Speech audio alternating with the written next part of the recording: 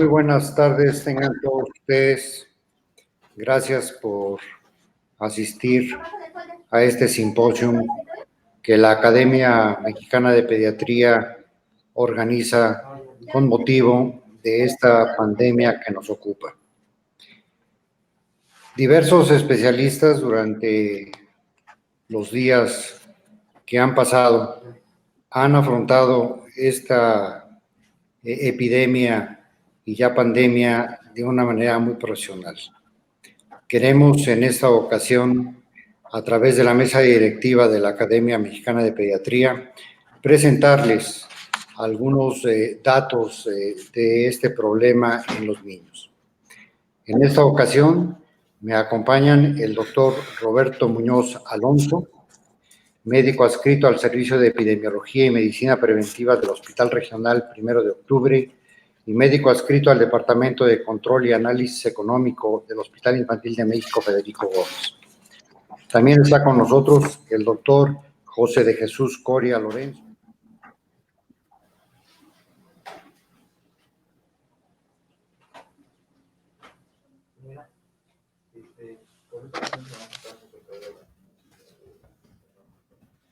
¿Lo quiere individual o en una sola puede ser? No fue individual. En una se lo podemos, en una sola puede ser.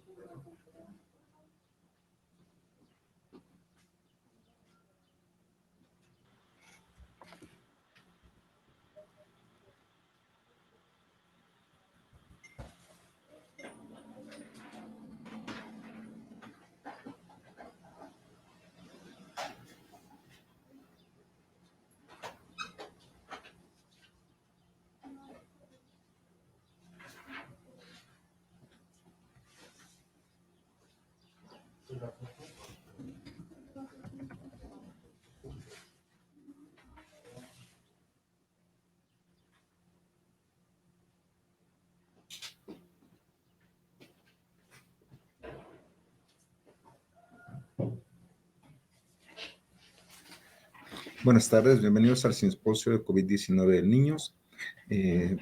Un gusto saludarlos y poder compartir con ustedes esta plática. A mí me corresponde lo que es el comportamiento de la pandemia por COVID-19.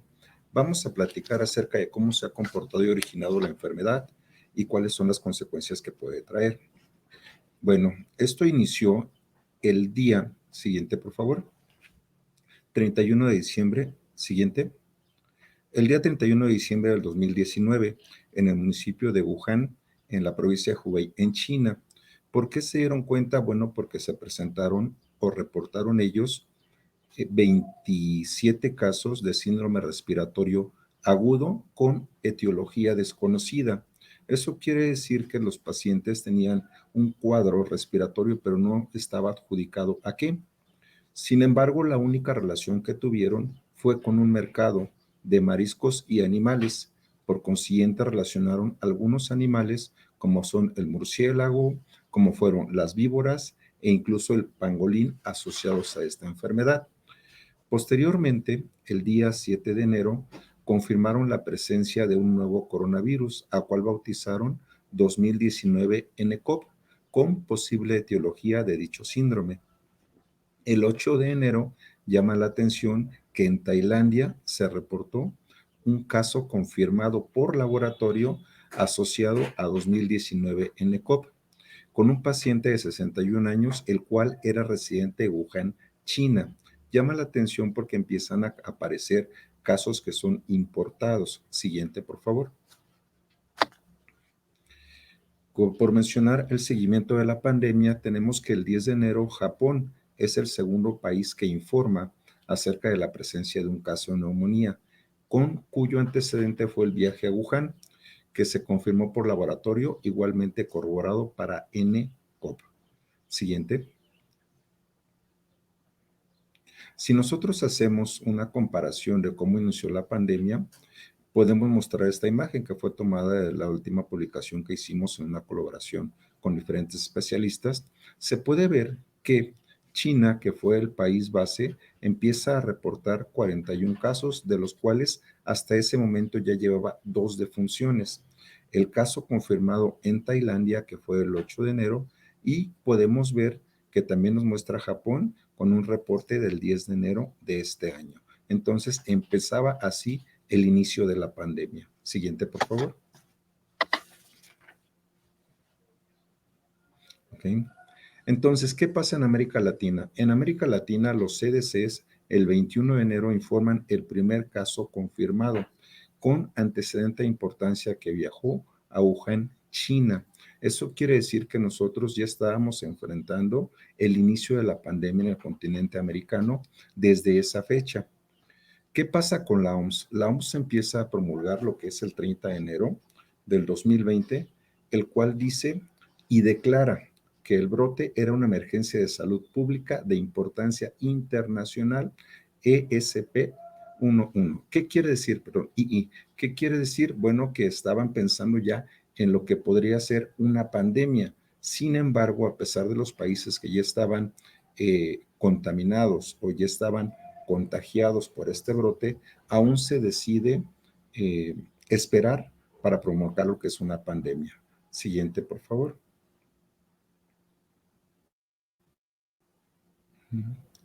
Con todo lo visto y con todo lo conocido hasta ese momento, había necesidad de clasificar al virus, a lo que estaba causando la pandemia. Entonces, el 11 de febrero, la Organización Mundial de la Salud, conjunto con la Organización Mundial de Sanidad Animal, nos dijo que iban a dar una clasificación para el virus y entonces se anunció el nombre como COVID-19, enfermedad por coronavirus 2019. Casualmente, ese mismo día, el Comité Internacional de Taxonomía del Virus, ICTV por sus siglas en inglés, anunció el nombre formal, el cual le dio coronavirus 2 del síndrome respiratorio agudo severo, SARS-CoV-2. Esta fecha se clasifica originalmente lo que es el virus y de ahí empezamos a nombrarlo como tal para una posible pandemia. Siguiente, por favor. Entonces, ¿qué pasa en México? A raíz de todos los eventos mundiales y contagios que se estaban dando, el 28 de enero se confirmó el primer caso en México, en un masculino de 35 años de edad, lo cual tenía como antecedente de viaje a Lombardo, Italia. Este fue el primer caso que se confirmó en la República Mexicana. Es cuando se empezaron a encender las alertas en el país para ver cómo íbamos a afrontar la pandemia, para ver las medidas que se iban a tomar, y aquí la Secretaría de Salud empezó a aplicar poco a poco las medidas que se iban a implementar para frenar un contagio masivo de esta enfermedad dada por COVID-19. Siguiente, por favor. Bien, y entonces, si nosotros brincamos, antes de declarar la pandemia, y muchos nos preguntábamos, ¿por qué la Organización Mundial de la Salud no declaraba como tal la pandemia? Bueno, surgieron estas líneas. Textual, el director general de la OMS consideró que pandemia no es una palabra para usar a la ligera o descuidadamente. Es una palabra que si se usa incorrectamente puede causar un miedo irrazonable o una aceptación injustificada de que la lucha ha terminado, lo que lleva a un sufrimiento y muerte innecesarios. Estas fueron las palabras del director de la Organización Mundial de la Salud previo a declarar una pandemia. Todavía dudábamos en ese momento o se dudaba en ese momento si declarar una pandemia a lo que estaba ocurriendo, a pesar de los países que ya presentaban diferentes brotes. Siguiente, por favor. Y entonces nosotros nos vamos a un recuento a lo que es el día 9 de marzo en México. El día 9 de marzo en México nosotros podemos ver los países en los cuales ya están contaminados por SARS-CoV-2, en los cuales ya estaban presentando muchas personas lo que son la enfermedad, incluido México. Y entonces nosotros vamos a tener que había una tendencia de aumento clara en lo que es la región de Europa y lo que es la región de América completamente central y América Latina. Estaba completamente invadido la contaminación del virus. Y entonces la OMS cambia y nos dice que ahora va a ser el estatus global a riesgo muy alto. Entonces estamos hablando antes de declararse como pandemia como tal en un periodo de contagio alto a nivel mundial. La siguiente, por favor. ¿Qué estaba pasando en nuestro país vecino, en Estados Unidos? Bueno, en Estados Unidos, para la misma fecha, lo que fue el 9 de marzo, se empezó a dar un mayor periodo de transmisión. Esto es interesante porque nosotros tenemos relaciones comerciales directamente con Estados Unidos y los viajes por consiguiente que se manejan son o eran constantes. De tal manera que los primeros estados de mayor transmisión fueron California, Washington, Nueva York, Oregón, seguidos de otros 7 u otros estados en los cuales apenas iba creciendo lo que es el contagio y por consiguiente iba preparándose la pandemia solamente en esta región. Siguiente, por favor. Bien, finalmente el 11 de marzo de este año el director general de la OMS declaró pandemia asociada a COVID-19, donde previas palabras que anunció dice, la OMS está evaluando este brote durante todo el día y estamos profundamente preocupados tanto por los niveles alarmantes de propagación y gravedad como por los niveles alarmantes de inacción. Por tanto, hemos evaluado que COVID-19 puede caracterizarse como una pandemia.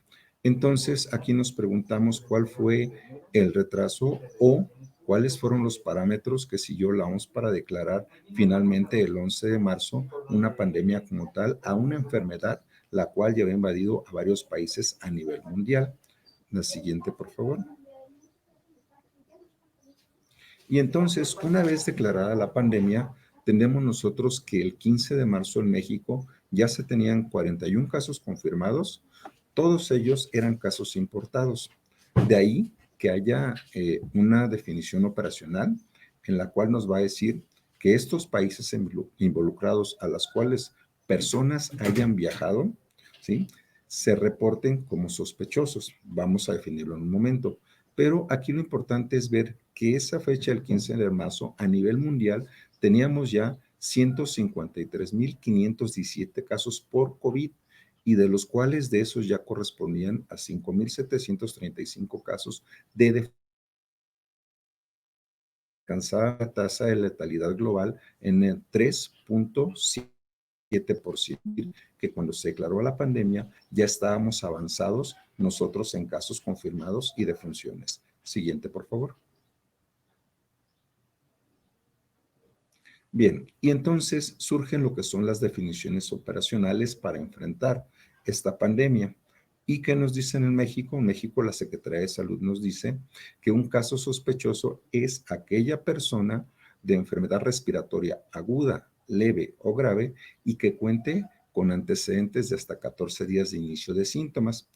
Sin embargo, la característica principal de la primera definición operacional para caso sospechoso era que estrictamente hubiera estado en contacto con un caso confirmado o que hubiera estado bajo investigación por COVID, con viaje de estancia a los países mencionados donde se estaba presentando el brote. Esta característica fue importante para que nosotros encontráramos de manera temprana en pacientes sospechosos por COVID y darles manejo de acuerdo al tipo de enfermedad que ellos presentaran, ya fuera leve, ya fuera moderada o con síntomas severos. Siguiente, por favor. Y el caso confirmado. Esta definitivamente es el parámetro más importante a seguir con un caso sospechoso de COVID.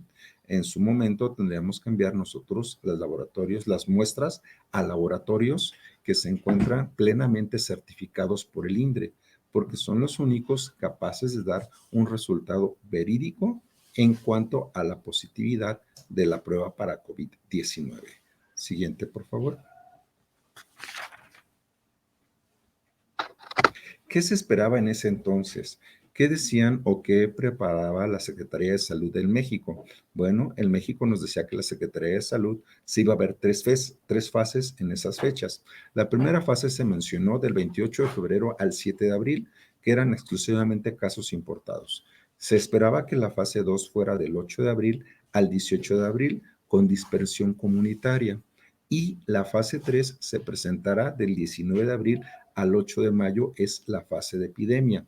Esas proyecciones y esas fechas se tenían destinadas en cuanto a las medidas que aplicó la Secretaría de Salud en ese momento para frenar lo que es la epidemia, pero hemos visto que estas fechas se modificaron completamente al comportamiento de la enfermedad que se presentó en los mexicanos debido a los lineamientos, debido a los hábitos y debido al seguimiento que le estamos dando. Siguiente, por favor. Y entonces, hasta el 9 de abril, nosotros vamos a tener que lo que fueron reportados de 2.241.738 casos confirmados, se fueron reportados en 212 países del área de la región del globo terráqueo. Siguiente, por favor. Bien, de esos casos, aproximadamente nosotros ya teníamos 152,000 defunciones. Por consiguiente, a estas fechas los casos en China ya iban disminuyendo, pero los casos en el resto del mundo ya iban aumentando, básicamente en Europa y Estados Unidos de América. Siguiente.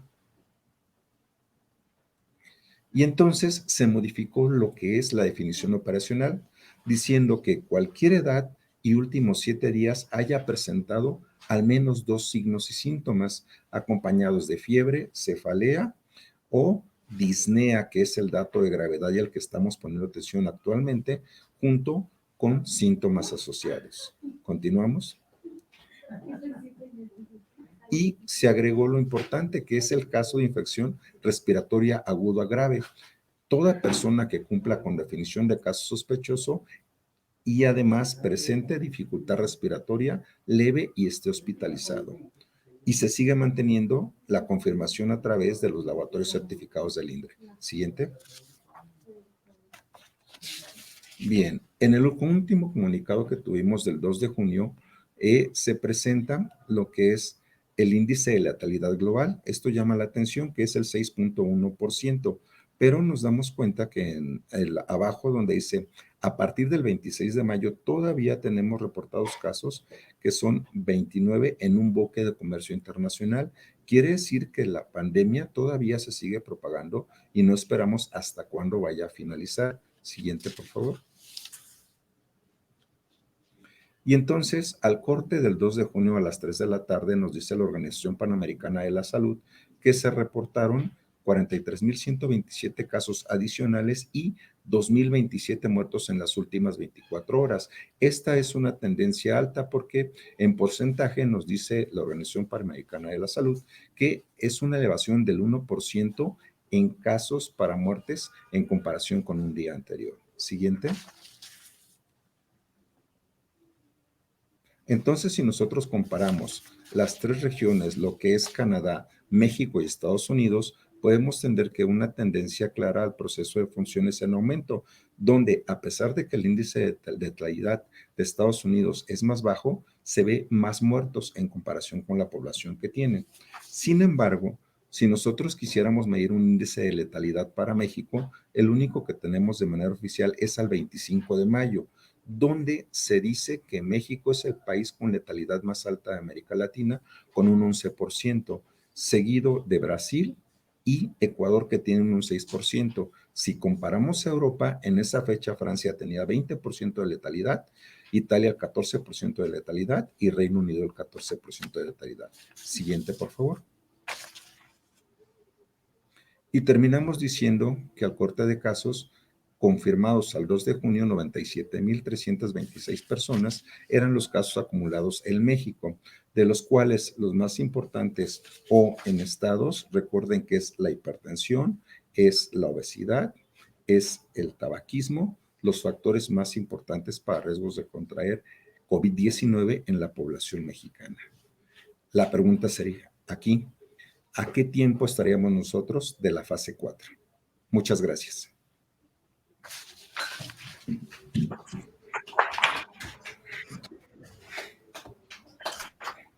Muchas gracias, doctor Muñoz.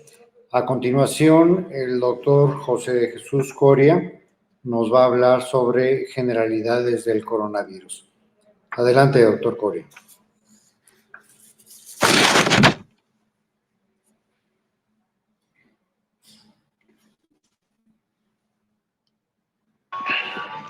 Muchas gracias, bienvenidos todos. Saludos a los compañeros que están dentro del foro y pues vamos a continuar con lo que es generalidades de los...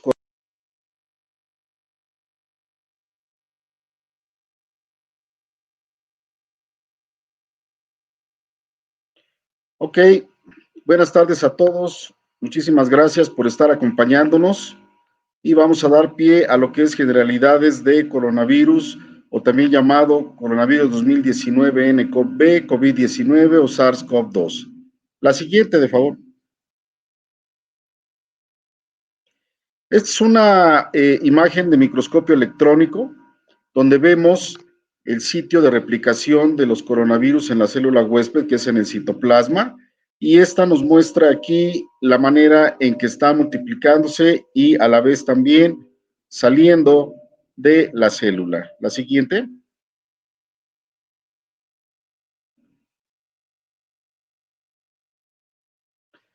Bien, sabemos que son virus RNA pertenecientes a la familia Coronaviridae y de la orden nidovirales. Ustedes van a ver ahorita todo el árbol que comprende a estos coronavirus, pero hablando en general de ellos, se clasifican en 4 géneros: alfa, beta, delta y gamma. Tiene una simetría helicoidal o tubular de cadena larga, propiamente ya hablando del COVID-19. Mide de entre 60 a 200 nanómetros de diámetro, lo que en su momento equivale a 0.6 micrómetros o 0.0006 milímetros. Hay otros autores que dicen que puede medir hasta 400 nanómetros y las comparaciones en lo que pueden ser micrómetros o milímetros. La envoltura o la estructura propia del COVID-19, ¿sí?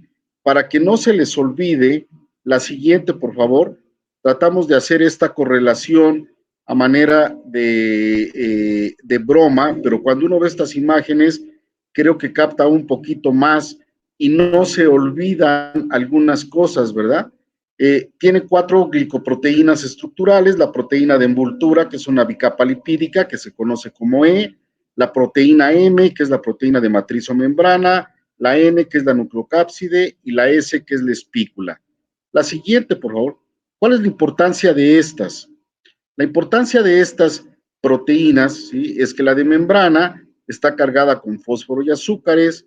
La nucleocápside juega un papel importante en camuflajear el RNA del sistema inmunológico del huésped. La espícula, ¿sí?, es la glicoproteína que favorece el reconocimiento de las células de mucosa respiratoria, que permiten desde un cuadro gripal hasta un evento fatal de neumonía, y prácticamente es la que se une a receptores AC2 de los neumocitos 1 y 2, que para el caso de COVID-19 se une 10 a 20 veces más que el SARS-CoV.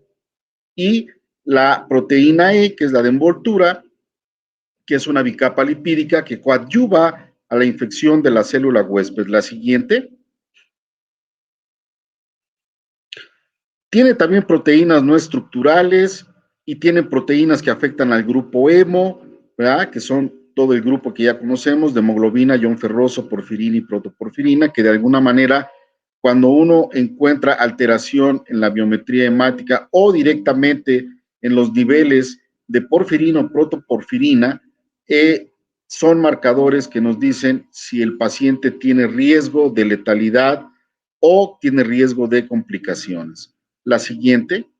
El papel de las proteínas no estructurales no está bien determinado aún, pero bueno, esas son las que se han identificado. Sabemos que este COVID-19 es el virus RNA más grande que hay, de cadena sencilla, lineal positiva, y la importancia es que viaja de 1.5 hasta 2 metros antes de caer al suelo. Ojo, si cae al suelo, después de un determinado tiempo se deseca. En el suelo ya no tiene mayor problema. Así es que ojo con aquellos que se cambian de zapatos cada que salen a la tienda o al mercado o al súper. Permanece en el aire hasta por 3 horas. Su polimerasa tiene la capacidad de corregir errores. Es el único virus RNA que lo hace. lo cual nos implica que podría favorecer mutaciones más fáciles. Y afortunadamente sí estamos viendo que está mutando, como ustedes se van a dar cuenta casi al final de la plática. Se reconocieron inicialmente dos cepas, la L y la S. La primera, la L, fue la que inició el brote en China y la otra en el resto del mundo. Actualmente hay miles de cepas circulando. La siguiente. ¿Cuál es la diferencia entre estas dos cepas? La tipo L, obviamente, pues es la que tiene mayor facilidad de agresividad y es la que causó el brote en China. La tipo S, si bien es cierto, es menos virulenta, ¿sí? Tiene más chance de poder contagiar antes incluso de detectarse, ¿sí? Y tiene más facilidad de favorecer que el paciente enferme tempranamente y mayor propagación. La siguiente. La siguiente. Actualmente circulan poco más de 8 cepas diferentes en el mundo. Esto lo sabíamos por ahí más o menos en febrero, inicios de marzo, pero la realidad es que ya hay miles de cepas circulando. ¿Por qué? Porque lo importante es lo que mencionábamos, ¿verdad? Hay mutaciones y como ustedes pueden ver aquí o leer aquí, hay mutaciones pequeñas cada 15 días y entre 23 a 26 mutaciones puntuales cada año. Ah, caray, cada año, todavía no llevamos un año de la pandemia. Bueno, esto se hizo en relación a modelos logarítmicos y a lo que se sabe que en un momento dado pasó con SARS-CoV y con MERS. La siguiente. Vean, este es realmente la fotografía familiar de todos los coronavirus, su filogenia, ¿sí? En donde, ¿sí? Dentro de la familia Coronaviridae está una subfamilia que es la Ortocoronaviridae, que comprende los grupos dominantes alfa, beta, delta y gamma, en donde el SARS-CoV-2, ¿sí? O el COVID-19 entra dentro de los beta coronavirus. ¿Sí? Todos estos virus que ustedes ven aquí, todos estos coronavirus, causan infecciones en el humano de tipo gastrointestinal o tipo respiratorio y algunos causan los dos cuadros, tanto gastrointestinal como respiratorio, que es parte de lo que hemos aprendido de este nuevo COVID-19. La siguiente.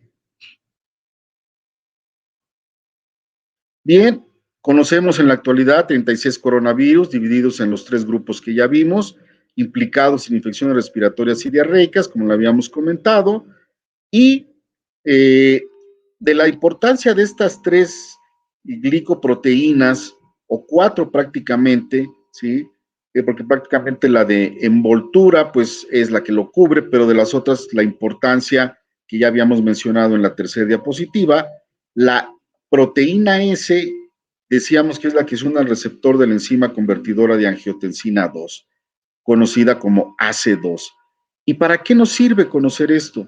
Ah, bueno, porque esta es donde radica todo el concepto de la enfermedad de COVID-19. La siguiente.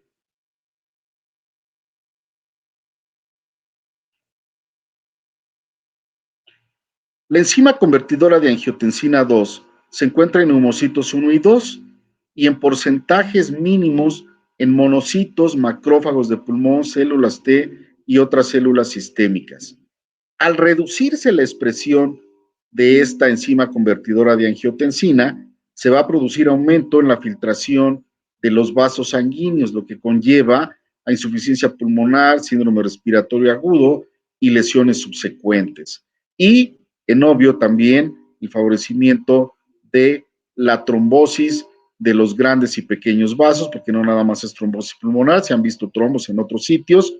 La siguiente, similar a lo que se pasa con Kawasaki también, cuando vemos que hay formación de aneurismas en diferentes sitios y no nada más en aorta. Bueno, aquí los trombos no nada más son a nivel pulmonar, sino son también en otros vasos. ¿Por qué es importante esta enzima convertidora de angiotensina y por qué la diferencia de afectar grupos de edad? ¿Sí? porque varía su expresión de acuerdo a edad y género.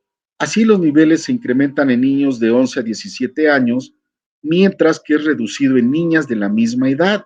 Por eso incluso también en los grupos, ¿sí?, de masculino y femenino, vemos que es más fácil que el varón sea el que se enferme con mayor facilidad. Y también cuando hablamos de grupos en cuanto a edades, vemos que los pacientes menores, ¿sí?, de 10 años o incluso de 15 hacia abajo, son los que tienen menos chance de complicarse o incluso de enfermarse. Y como vemos aquí, la mayor afección en hombres, tal vez adultos jóvenes y sobre todo adultos mayores, que en mujeres y lo menos frecuente en niños. Esto es explicado, ¿por qué? Por la producción de los niveles de enzima convertidora de angiotensina. La siguiente, por favor, que ya se ha visto, se ha en un momento dado, ¿sí?, marcado cuál es la expresión, ¿sí?, nasal. Hicieron un estudio de la expresión de genes nasales de angiotensina convertidora y vemos, por ejemplo, aquí en las diferentes edades, en los grupos de menos de 10 años, ¿sí?, la proporción en cuanto al logaritmo, el conteo por millón, ¿sí?, es mucho menor en ese grupo de edad. De los 10 a los 17 años es donde veíamos que empieza a incrementarse. De los 18 a los 24, ustedes pueden ver ahí que la proporción logarítmica es mucho mayor, y en mayores de 25 años, pues de alguna manera es igual, un poco tanto más significativa. De ahí el por qué la importancia de esta enzima en cuanto al favorecer, ¿sí?, que se puedan producir los cuadros graves o complicados de COVID-19. La siguiente. Estas son las cepas que de alguna forma tienden a producir cuadros respiratorios y las que tienden a producir cuadros diarreicos. Y COVID-19 o SARS-CoV-2 o 2019 nCoV, ¿sí?, entra dentro de lo que corresponde al cuadro de las cepas que están marcadas ahí con una franjita verde, que principalmente producen cuadros respiratorios. Pero yo creo que también la clasificación probablemente que se tenga que reajustar, la vaya a tener que meter igual a producir cepas que también causan problemas diarreicos, como lo es la cepa TGVE, que causa los dos cuadros, ¿verdad? Como es la cepa HEB, que igual causa también cuadros respiratorios y cuadros diarreicos, ¿verdad? Y bueno, inicialmente se había considerado que solamente eran cuadros respiratorios. La siguiente, por favor. Y aquí vemos, de acuerdo a la estructura genómica de los alfa coronavirus, beta coronavirus, gamma y delta coronavirus, la manera en que en un momento dado pueden replicarse y su implicación dentro de la patogénesis de los cuadros, tanto digestivos o diarreicos. Esta es una fotografía nada más para ejemplificar qué tan importante puede ser su genoma estructural, ¿sí? Pero bueno, lo más importante de esto, la siguiente, por favor, lo más es esto. Vean la cantidad de congéneres que en un momento dado se pueden generar tan solo de una sola cepa. Diferentes subfamilias, ¿sí? Es como, por ejemplo, ¿cuántos son ustedes de familia? Ah, pues mi papá, mi mamá y somos 4 hermanos. ¿Y cuántos están casados? Pues estamos casados los 4. ¿Y cuántos hijos tienen? Pues Petrita tiene 6, Danielito tiene 5, Josefita tiene 8 y Pepito tiene 4. Y pues ya cada uno de ellos también tiene, y así se va extendiendo y se va extendiendo las subfamilias. Y vean ustedes, simplemente nada más en el brote que hubo ahí, que está señalado con rojo de COVID-19, ya había 3 diferentes cepas de Wuhan. 3 diferentes cepas de Wuhan, ¿sí? La siguiente. Un poquito más de las generalidades de coronavirus. El hospedero son los humanos y los animales.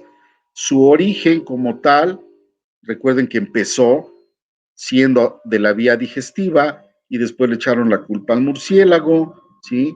Y eh, hasta ahorita no sabemos realmente si tiene un hospedero en animales, como lo sucedió con el SARS-CoV, que es a partir del gato civeta, o lo que sucedió con el MERS-CoV, que fue a partir del dromedario. No se sabe todavía si tiene un origen definido este COVID-19. La cadena de transmisión para enero de 2020 todavía no se había identificado la cadena de transmisión, sin embargo, se hablaba del contacto directo y la transmisión indirecta vía aérea. El por qué se decía que era vía aérea, por lo que ya se sabía con el SARS y con el MERS, y porque la transmisión de humano a humano, pues empezó a ser, pues, estrepitosamente importante. La siguiente. En humanos, como ya lo había mencionado por ahí el doctor Muñoz, puede causar problemas a nivel del tracto respiratorio superior, infección respiratoria aguda leve, pueden estar afebriles los pacientes, sintomáticos, o cursar solo con secreciones nasales, exacerba los cuadros de comorbilidades como el asma, como el EPOC, causa además cuadros de neumonía, en aquellos pacientes con enfermedades pulmonares crónicas o alteración del sistema inmune.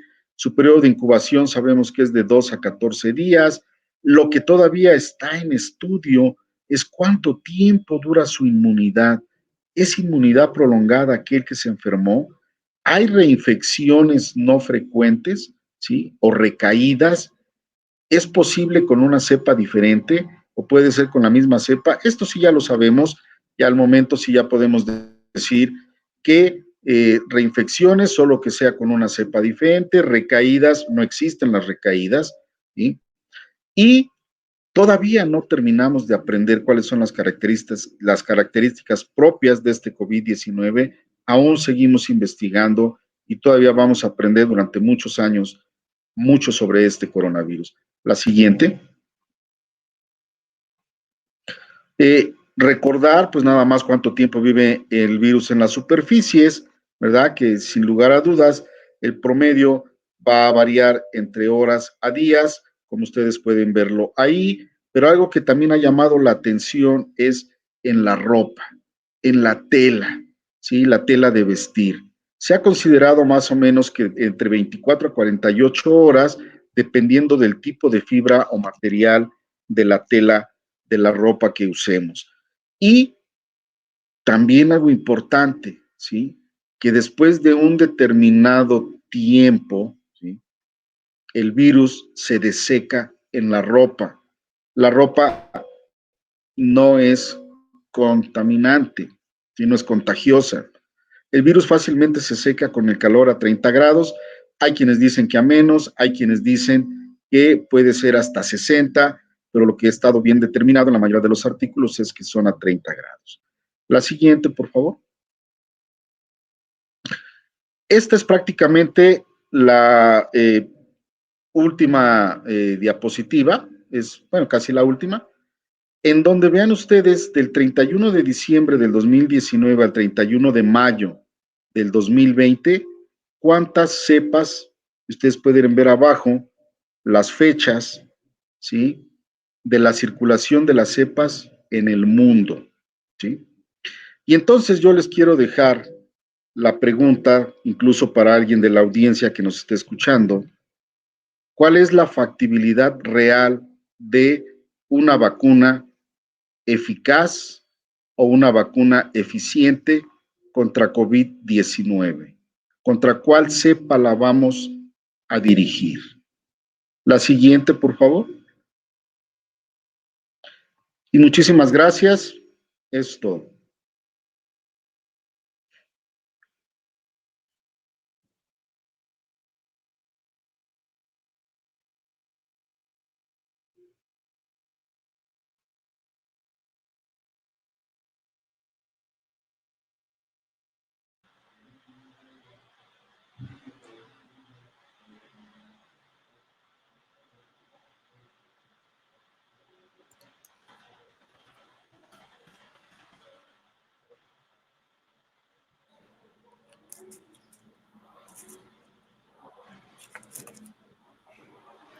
Buenas tardes a todos. Muchas gracias, doctor Calva. También saludo a todos los compañeros que se encuentran en este momento, en este simposio, en el cual es un honor para mí estar aquí en él, compartiendo con ustedes temas relevantes sobre COVID-19 en niños. Y me corresponde hablar del cuadro clínico, en donde los signos y síntomas son muy variados, comparándolo con el adulto, por lo que es necesario que como pediatras los tengamos presentes para una sospecha oportuna y sobre todo para una vigilancia estrecha de aquellos niños que tengan factores de riesgo para desarrollar una enfermedad grave. La que sigue, por favor. Estamos pues viviendo una inédita y desafiante situación mundial por este nuevo coronavirus SARS-CoV-2 y nuestro país pues no es la excepción, encontrándonos aún en la fase máxima de transmisión de la enfermedad, por lo que cada uno de nosotros es indispensable y tenemos la obligación de seguir difundiendo las medidas que hasta este momento sabemos que son de utilidad para evitar la propagación, como sería el distanciamiento social, la higiene de manos, el uso correcto de cubrebocas, que es importantísimo que enfaticemos en ello para el control de esta enfermedad. La que sigue. Como ya lo comentó el doctor Coria, la enzima convertidora de angiotensina 2, que es el receptor que usa SARS-CoV-2 para infectar células y replicarse, se encuentra pues desde el tracto respiratorio superior, que es donde penetra.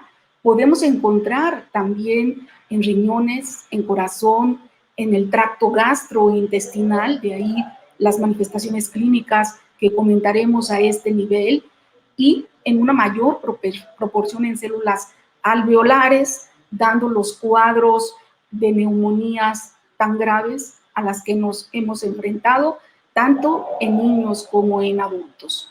La que sigue, por favor. Los casos en pediatría, afortunadamente, han sido benévolos, provocando pues, cuadros leves y una letalidad muy baja.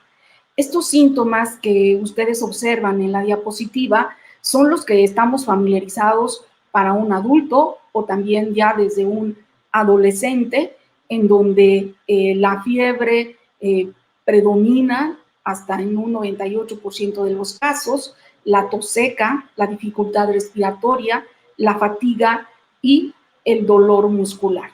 Sin embargo, en los niños, la siguiente, por favor, podemos nosotros dividir el cuadro clínico en 6 rubros importantes.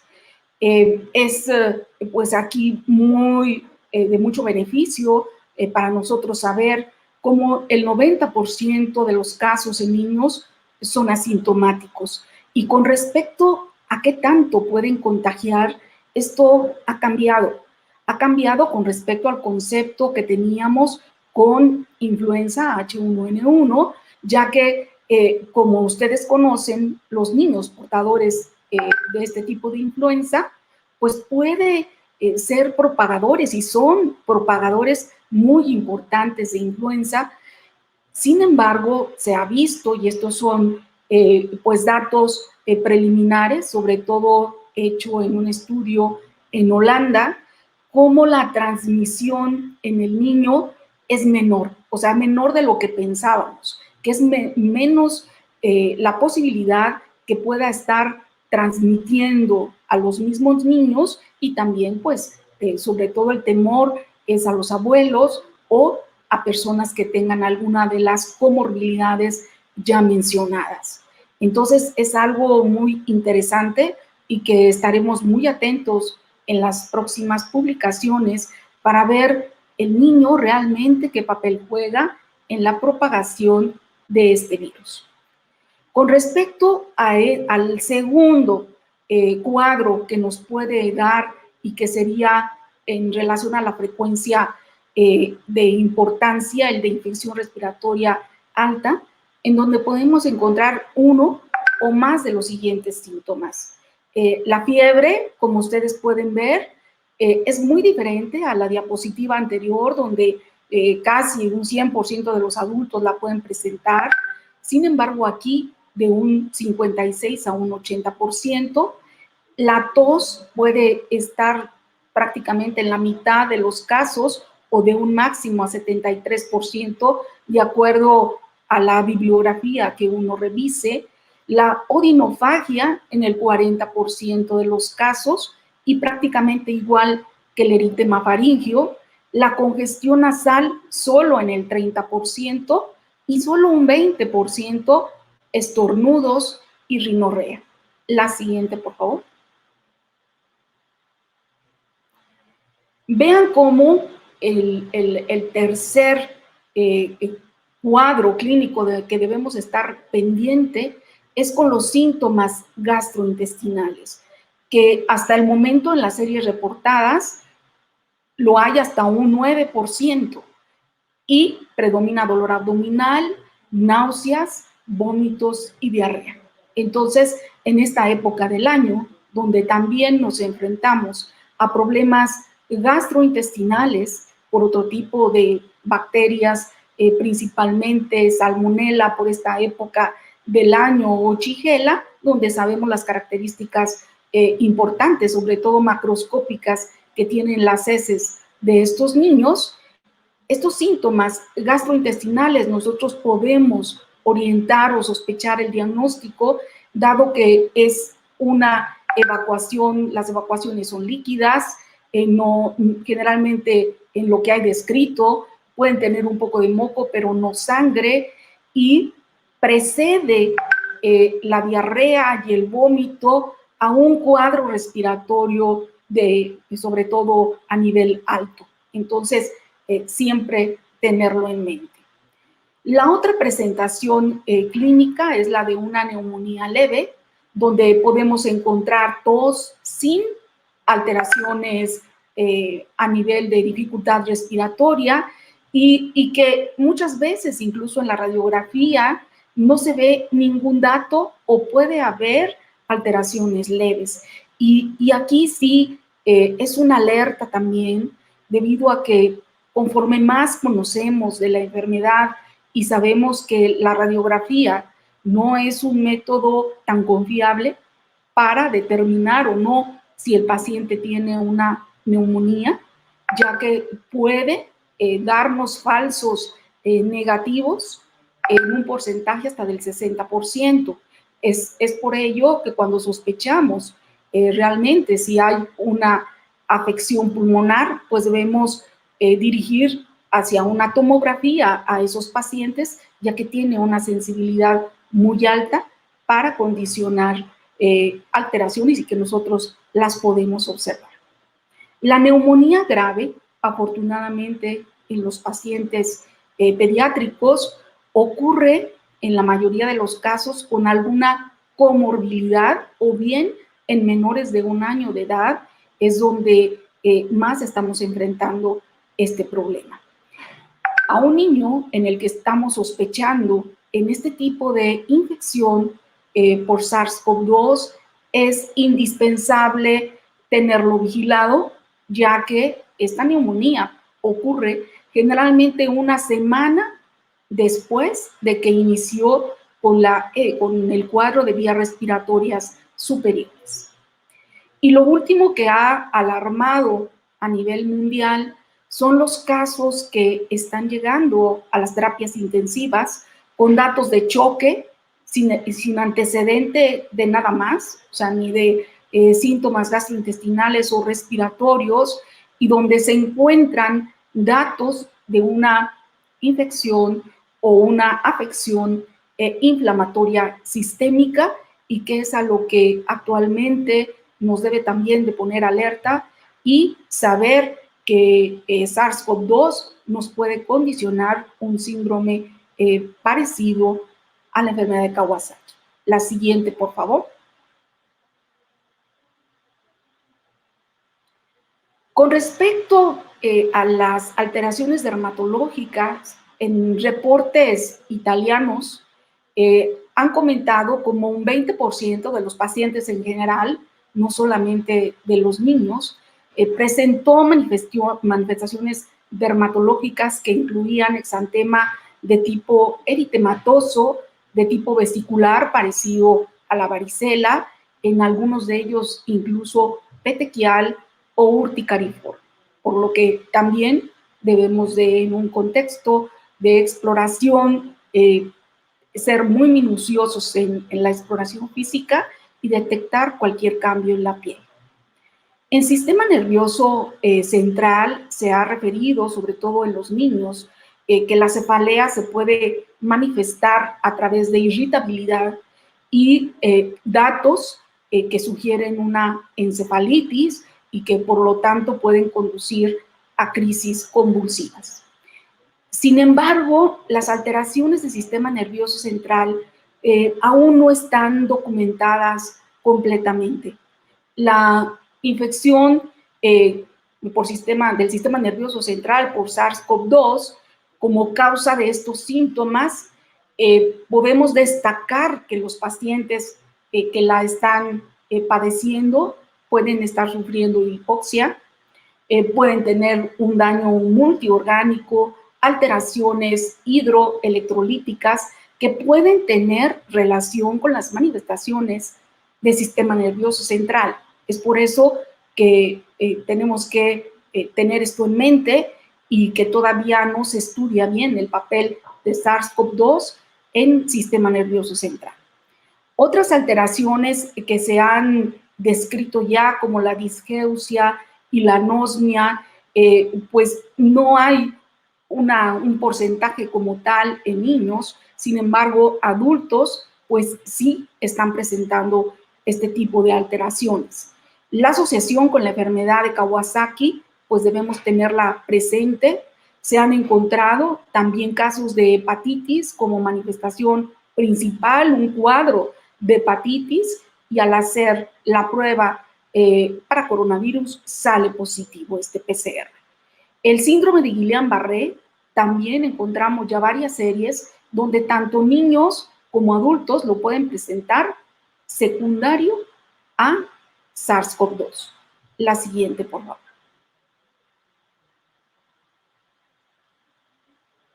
La siguiente. Con respecto al riesgo, la anterior, con respecto al riesgo de gravedad, vean ustedes cómo lo que les comentaba, los menores de 1 año de edad, que son los que nos están llegando a los hospitales con neumonías graves, tienen un 10% de probabilidad para una enfermedad grave. Y así va descendiendo ese riesgo conforme también se incrementa su edad, de tal manera que un adolescente tendrá un 4% y ya un niño o niña de 16 a 17 años solamente tendrá un riesgo del 3%. La siguiente. Es necesario conocer qué factores de riesgo debemos de investigar en nuestros pacientes para estarles llamando y estar viendo cómo va su evolución. Si estuvo en contacto con algún familiar que haya desarrollado una enfermedad, un COVID-19 grave, que haya estado en terapia intensiva, es importantísimo la vigilancia de ese niño porque pues es una cepa que posiblemente pueda darle también un problema mayor. Las comorbilidades como cardiopatías congénitas, que tenemos bastantes niños con cardiopatías congénitas, debemos cuidar su evolución. Lo mismo aquellos con hipoplasia pulmonar, alteraciones anatómicas del árbol respiratorio, desnutridos, inmunodeficientes, ya que es un porcentaje alto el que vemos en los hospitales de niños con cáncer o cualquier otra enfermedad autoinmune. La enfermedad pulmonar crónica, como displasia broncopulmonar, que desafortunadamente también es un porcentaje elevado de casos, así como fibrosis quística y asma grave, serán los niños que debemos de tener bajo la lupa para determinar en qué momento deben ir al hospital para tener un manejo oportuno. También se ha comentado como una fiebre persistente de más de 5 días, que en general en el niño es una fiebre leve, que lo máximo que puede llegar es a 39, pero en términos generales el promedio va de 2 a 3 días. Aquel que dure más de 5 días es otro factor de riesgo para una evolución grave y lo debemos nosotros contactar y sobre todo vigilar. La siguiente.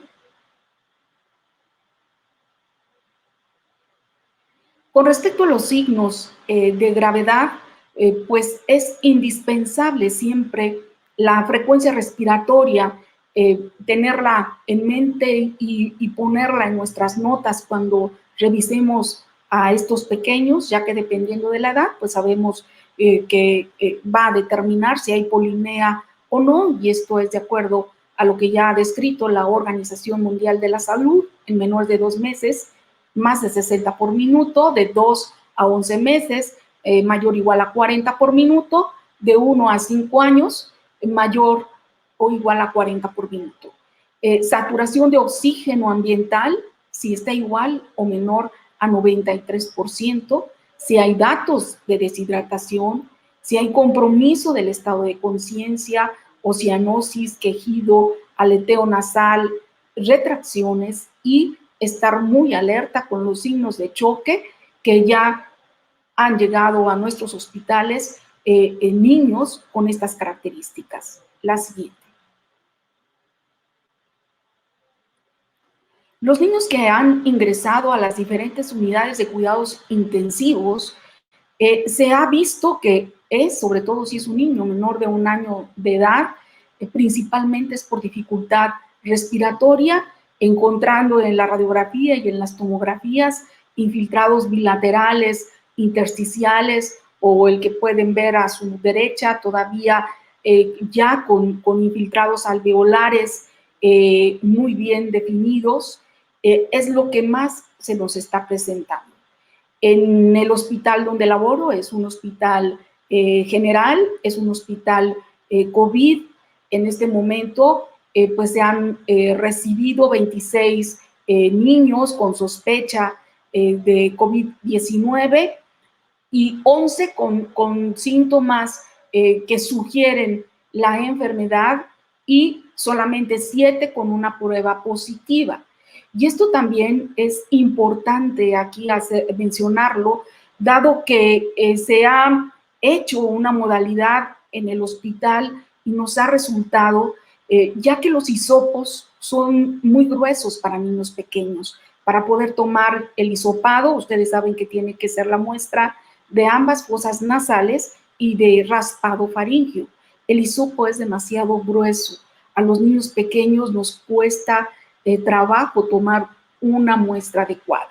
Y lo que se ha publicado es cómo tomando saliva podemos también tener una prueba de PCR válida. Y lo hemos hecho y hemos tenido en un niño que tiene pues todos los datos para sospechar COVID y que nos salió una primera muestra negativa, lo hemos hecho en saliva y nos ha resultado positivo. También de estos casos que les comento, pues sobre todo han llegado menores de 1 año de edad con estas imágenes radiológicas. En el niño mayor y adolescente, pues es una neumonía grave similar al adulto y otros cuadros de los que debemos estar pendientes, ya comentados, choque que pudiera ser incluso por cualquier otra causa, no por una enfermedad parecida o una enfermedad de Kawasaki como tal, por lo que pueden llegar solamente con lesiones cutáneas, con una leve afección respiratoria, y eso sí es muy notorio en todas las publicaciones, como aquellos niños con este tipo de procesos inflamatorios sistémicos graves no lo hay a nivel pulmonar esa misma alteración, sino que llegan más bien con compromiso hemodinámico.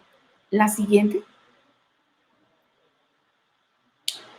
Esta es una de las tomografías de los niños que nos han llegado a este hospital. La siguiente. Este niño en particular es un niño de 4 años de edad que llegó con los datos clínicos característicos de una enfermedad de Kawasaki. Sin embargo, por la tos y por la desaturación, no había dificultad respiratoria, pero se hizo la tomografía y encontramos estas alteraciones. Entonces, pues sí, tenemos en nuestro hospital el primer caso con enfermedad de Kawasaki, sin choque, afortunadamente, pero sí grave este niño. La siguiente.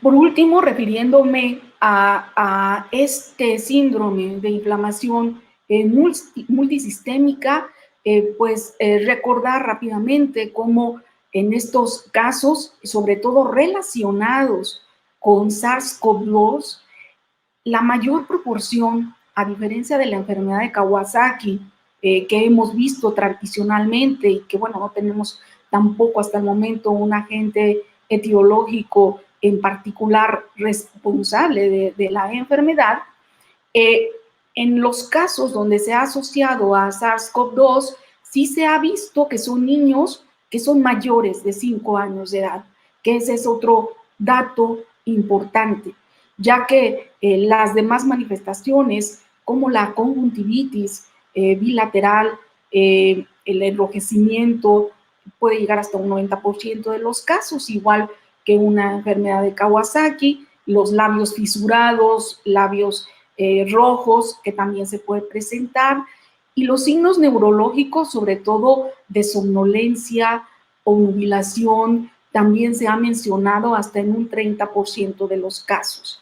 De todas estas manifestaciones, lo que sí quiero aquí recalcar es que estos pacientes, la característica de las manifestaciones clínicas han sido a nivel gastrointestinal. O sea, entonces tenemos que sospechar en él por la edad, si es un niño, claro que lo puede presentar, como el que les comento, tenía 4 años, antes de los 5 años, pero generalmente se está presentando después de lo que estamos nosotros acostumbrados a observar, que es en mayores de 5 años lo presentan y con algún dato, ya sea náuseas, diarrea, y que pueden llegar por el dolor abdominal hasta una exploración quirúrgica abdominal, encontrando incluso una adenitis mesentérica. El choque, pues se ha visto también asociado a este síndrome de inflamación multisistémica, por lo que pues debemos estar muy atentos y tener ecocardiogramas en estos niños, ya que aparte de la dilatación coronaria que no se ha visto en un porcentaje elevado, pues sí se ha encontrado miocarditis o pericarditis que puede comprometer seriamente la evolución de estos pacientes. Muchas gracias.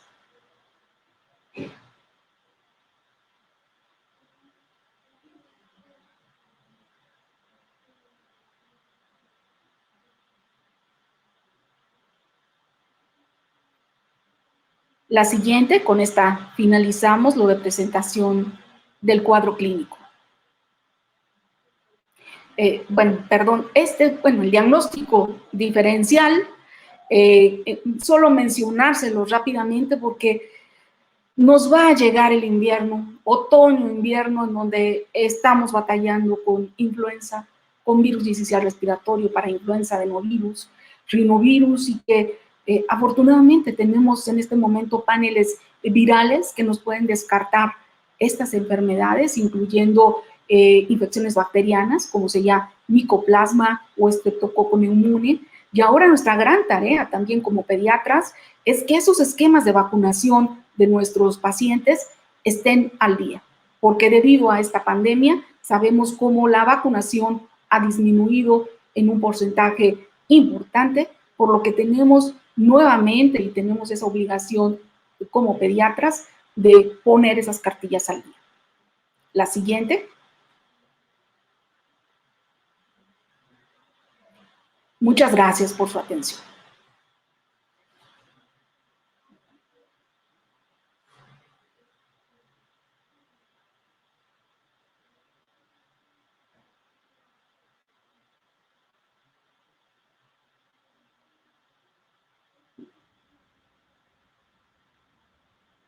Buenas tardes.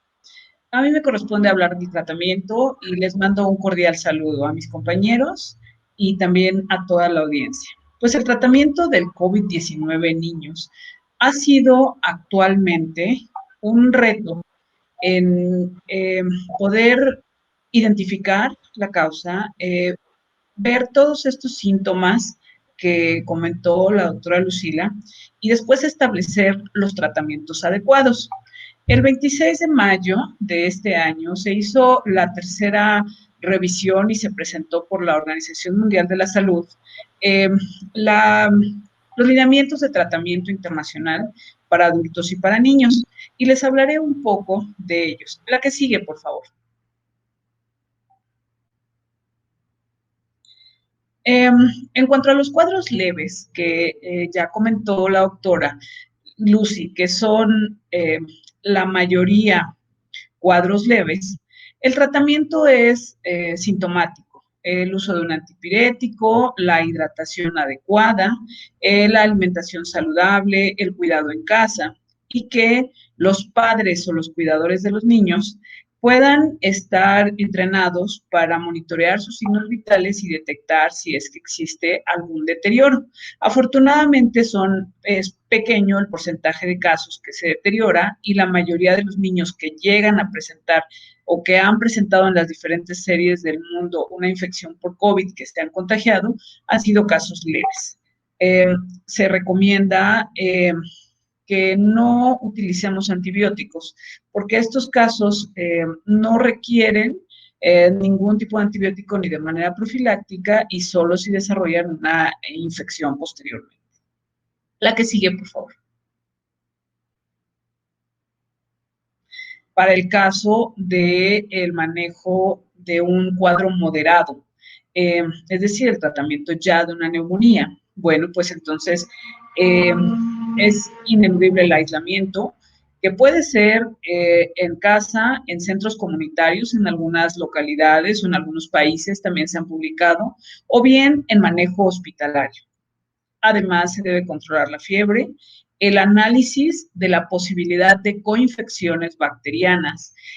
Aunque ha sido poco frecuente, se ha reportado en algunas series hasta en el 8% de los casos, se tiene que revisar sobre todo por aquellos pequeños que llegan a tener estas comorbilidades que los hacen más susceptibles a presentar diferentes tipos de infecciones, incluso infecciones fúngicas. Los antibióticos deben administrárselo solo en caso de sospecha de coinfecciones bacterianas y la dirección de qué infección está presentando nos la debe dar la información de los cultivos y de los estudios de laboratorio en el caso de los tratamientos hospitalarios. Se pueden utilizar antitusivos y se tiene que vigilar estrechamente los síntomas que ya veíamos hace un momento, la frecuencia cardíaca, la frecuencia respiratoria, la saturación, para ver que no sea un cuadro que vaya a progresar a un cuadro más grave.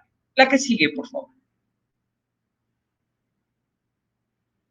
En el manejo de los casos severos, en donde el tratamiento es de una neumonía severa, los niños tienen en realidad datos de una urgencia clínica, dificultad respiratoria grave o paro respiratorio, cianosis central, choque, coma, crisis convulsivas, datos neurológicos, y entonces ahí el tratamiento es un tratamiento de urgencia para el manejo de la vía respiratoria, para el manejo de la oxigenoterapia durante la reanimación y lograr o llegar a una meta de saturación arriba del 94% con el abordaje inicial de la vía respiratoria. Una vez que el paciente pueda ser estabilizado y el objetivo esté con una saturación arriba del 90%, es preferible manejar a estos pequeños con puntas nasales o con cánula nasal, por la dificultad que tiene los procesos de intubación. Desde luego, tienen que estar en ambiente hospitalario, con exámenes de laboratorio y monitoreo que nos indique que el paciente va a mejorar.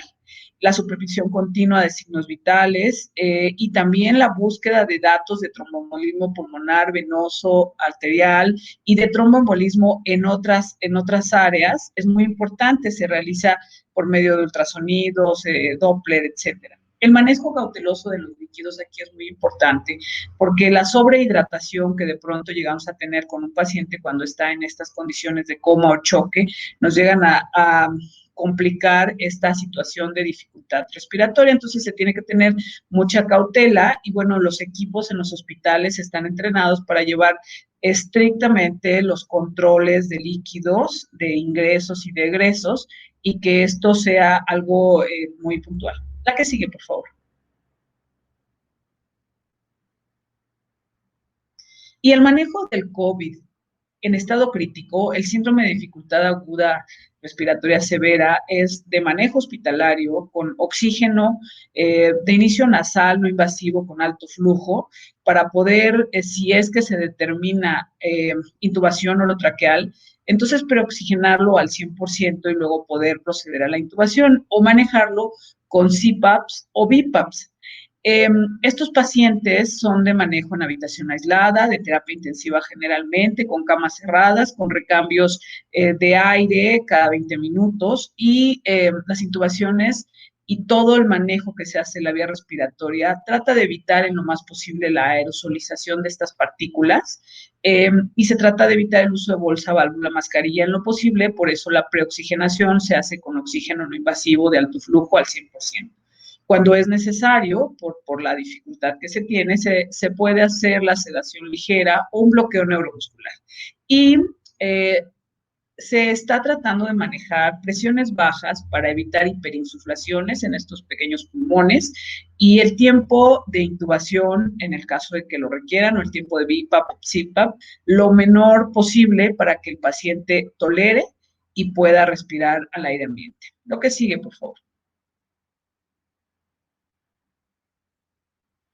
La identificación del choque implica identificar si se trata de un choque séptico y entonces aquí nos trasladamos a las maniobras de sobreviviendo a la sepsis, en donde la identificación de forma temprana de un paciente en choque le da un pronóstico mejor al paciente que podemos abordar de manera temprana. Estos casos se manejan en hospital, en terapia intensiva, y hay que determinar de manera inmediata el lactato, la presión arterial media, determinar estos signos y síntomas que nos hablan de que el paciente está en choque, bradicardia o taquicardia, el llenado capilar lento, los pulsos débiles, la taquipnea, la piel marmórea, como a veces se llega a presentar, o petequias, y desde luego el aumento del lactato, si el paciente orina o no, y si está hipotérmico o tiene fiebre. La colocación de un catéter central es muy importante para el manejo del choque, se debe hacer casi de inmediato, y aquí cuando se trata de una involucro de choque séptico, el uso de antibióticos debe realizarse como lo marcan las guías de sobreviviendo a la sepsis, antes de 60 minutos del ingreso del paciente a la sala donde se le está atendiendo para mejorar su estado general. La terapia antibiótica empírica es muy importante y además se debe hacer pues con los mejores antibióticos que tenemos a la mano. El uso de vasopresores y la terapia endovenosa, cuidando desde luego que tengamos indicadores de producción de orina arriba de 0.5 mililitros por kilo hora en niños y arriba de 1 por kilo hora en adultos, y la mejora de esta red reticulada, de esta piel marmórea, de la perfusión a extremidades y así como el llenado capilar. La que sigue, por favor.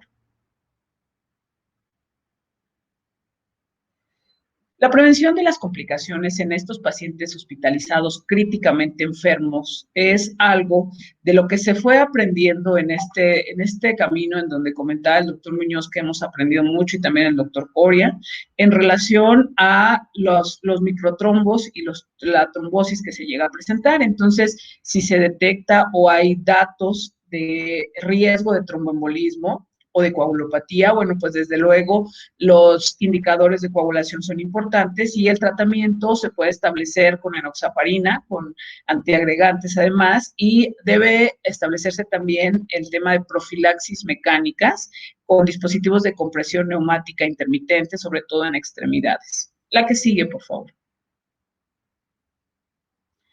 El tratamiento para el virus ha recibido un análisis importante para darle una revisada a medicamentos que ya existían y que se utilizaban para otras enfermedades, y otros, los antivirales, que, bueno, pues están estudiándose o recientemente descubriéndose. El tratamiento, sobre todo del grupo de los antivirales, está dirigido a inhibir la réplica viral y frenar el daño pulmonar. Y entonces ahí tenemos una primera fase de estos antivirales que vamos a revisar en un momento, una segunda fase en donde los fármacos pueden ser contra distintos mecanismos inflamatorios que causan el daño sobre todo los pulmones y en otros órganos, y en tercer caso están inhibidores de respuesta inflamatoria. Todo esto está en estudio y ahorita veremos qué se recomienda y qué no se recomienda. La que sigue, por favor.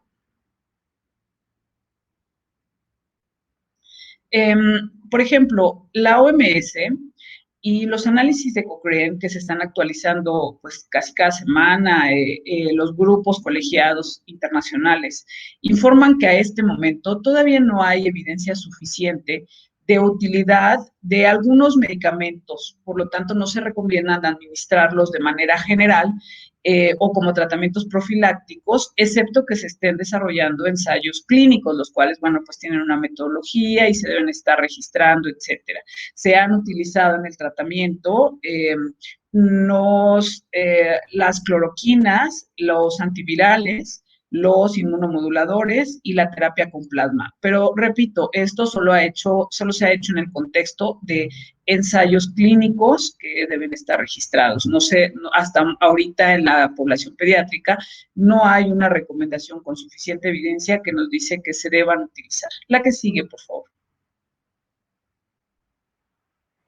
La terapia con esteroides, que ha sido sumamente controversial, porque al inicio de la epidemia, que después se convirtió en pandemia, los estudios clínicos mostraban resultados diversos. Primero, en donde no se mostraba ningún efecto en cuanto al impacto de la mortalidad. Después se mostraba que en algunos estudios se había retrasado la eliminación del virus en las mucosas. Entonces, al utilizarlos, aunque en estudios recientes se llega a demostrar una sutil mejora de los pacientes y una disminución de la mortalidad, se debe equilibrar la posibilidad de esto, el aporte a la reducción de la mortalidad contra las desventajas de que esté el coronavirus un poco más de tiempo en ese organismo en el cual se está utilizando en el tracto respiratorio, como se ha observado en los mismos pacientes. Se ha utilizado sobre todo metilprednisolona de 1 a 2 miligramos por kilo por día, y la evidencia aún, como les decía desde el principio, es débil para poderlo recomendar. La que sigue, por favor. Y esto que hablaba la doctora del síndrome inflamatorio multisistémico asociado temporalmente al COVID-19, pues tiene la implicación de que si estamos recibiendo un paciente con enfermedad de Kawasaki y tiene la afectación vascular, etcétera, pues el uso de gamma globulina hiperinmune intravenosa está indicado, el uso de aspirina o en su caso clopidogrel. Si se trata de un choque tóxico o de un choque séptico, pues el uso de antibióticos están indicados de este orden, como la ceftriaxona, esquemas amplios de ceftriaxona vancomicina, de ceftarolina piperacilina, incluso de clindamicina y de algunos otros antibióticos que pueden ser combinados por la alta eficiencia que tienen. y el manejo del choque con vasopresores, la milrinona y algunos otros, pues también se ha reportado. Estos pacientes con este síndrome inflamatorio multisistémico asociado temporalmente al COVID son pacientes que deben estar monitoreados para síndrome de liberación de citocinas, que tenemos que tener monitoreo continuo de su presión, de su saturación de oxígeno, para ver si no tienen hipotensión o hipoxemia, que nos esté hablando de un choque progresivo. Los laboratorios, bueno, pues toda la batería de estudios que se le tienen que hacer a nivel hospitalario, terapias intensivas, la determinación de proteína C reactiva, de dímero D, ferritina y el lactato, así como de la deshidrogenasa láctica e interleucina 6 en los ambientes en los que hay, y estarlos monitoreando unas 2 o 3 veces por semana si se realizan en este sitio o si se realizan fuera, para poder predecir el empeoramiento de la enfermedad. La que sigue, por favor. Los resultados, los análisis controversiales de la utilidad de la vitamina D, de los cuales no hay evidencia en la población pediátrica. Sin embargo, en los grupos de los científicos del Hospital Reina Elizabeth y de la colaboración con la Universidad de Anglia, reportaron que esta deficiencia severa de vitamina D se relacionaba con una mayor vulnerabilidad cuando los pacientes tenían COVID. Aún falta evidencia al respecto, pero solo recordar que las dosis en población pediátrica las administramos en el recién nacido y lactante de 0 a 12 meses. Generalmente administramos 400 unidades por día en el suplemento que se administra, y en los adultos que se han tratado en las guías internacionales, 4,000 unidades cada 12 horas en casos graves por 30 días. La que sigue, por favor. ¿Cuándo suspender el aislamiento? Bueno, se ha llegado a un consenso en relación a que las precauciones basadas en la transmisión, el aislamiento, la liberación de la vía de atención que se está haciendo para pacientes que tuvieron síntomas, puede suspenderse el aislamiento 10 días después del inicio de los síntomas. Sí, cuando menos lleva 3 días ya sin fiebre y síntomas respiratorios. Esto puede variar porque si presentó síntomas respiratorios más prolongados, entonces puede variar la continuidad del aislamiento. Y en pacientes asintomáticos, aquellos que tuvieron una prueba, una PCR positiva, porque fueron sometidos a la realización de la misma por convivencia con padres, abuelos, otros adultos, otros niños que dieron positivo o sintomático, se puede hacer después de 10 días de que la prueba dio positivo. Los asintomáticos son los más frecuentes. La que sigue, por favor.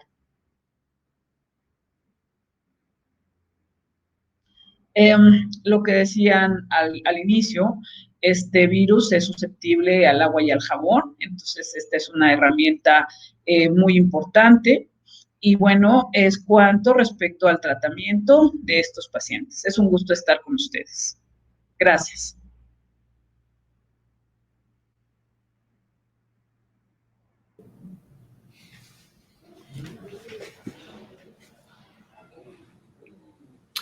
Muchas gracias, doctor. Pláticas muy interesantes con datos muy precisos y que al grupo de médicos y a la escuchando pues le han despertado cierta inquietud. Vamos a pasar, si me lo permiten, a la serie de preguntas y respuestas que me han estado llegando desde que inició el simposio. Una de las preguntas es para el doctor Roberto Muñoz. Dice, con esta evolución, ¿en qué tiempo se alcanzará la inmunidad de rebaño? Bien. En teoría, la inmunidad de rebaño, al paso como vamos y al nivel de contagio tan alto que se está dando, se espera que estemos cerca de unos 3 o 4 meses para llegar a lo que es la inmunidad de rebaño. Tenemos que alcanzar primero lo que es el pico más alto y luego la dispersión completa en la población para poder hablar de una inmunidad de tal grado.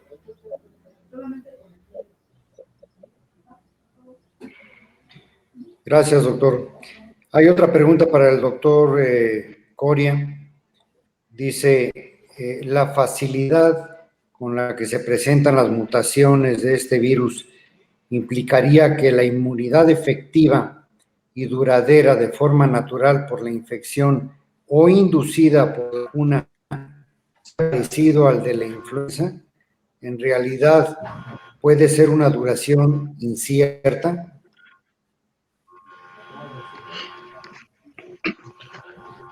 Muy buena pregunta.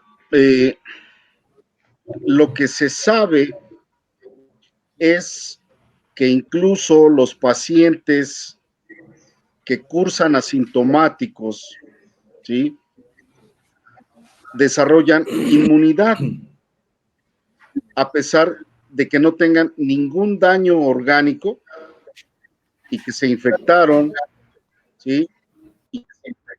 Aproximadamente por ahí del día 10, 14, por ahí están desarrollando inmunidad.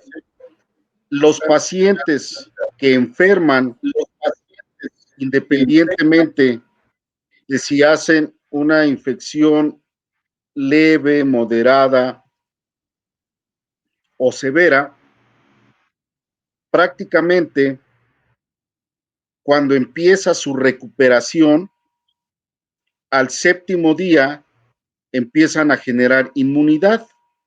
¿Qué es lo que se ha visto respecto a la inmunidad generada por haber adquirido COVID-19, asintomáticos o enfermos? En promedio, va a durar con titulaciones altas del 100% en aproximadamente 8 meses. En modelos matemáticos y considerando lo que pasó con SARS-CoV y con MERS, se ha visto que la inmunidad puede llegar hasta 3, 4 años con niveles arriba del 78, 84%. Incluso estos modelos han permitido ver que la inmunidad, ¿sí?, puede durar hasta 6 años, pero con niveles bajos, entre un 13% o menos del 10%. ¿Qué va a pasar cuando llegue la vacuna? ¿Y qué vacuna? Como yo decía, hay muchas cepas, ¿sí? ¿Contra cuál la vamos a dirigir? ¿Y qué va a ser mejor?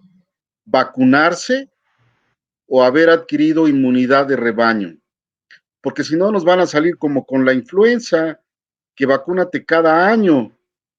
Y la realidad, la vacuna contra influenza no es una vacuna muy buena, ¿sí?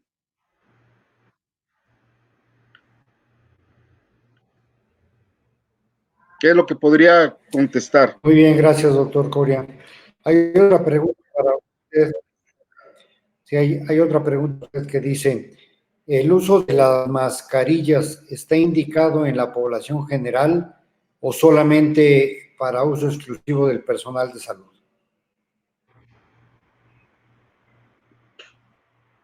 Ok, esa es una pregunta uso- que por lo regular...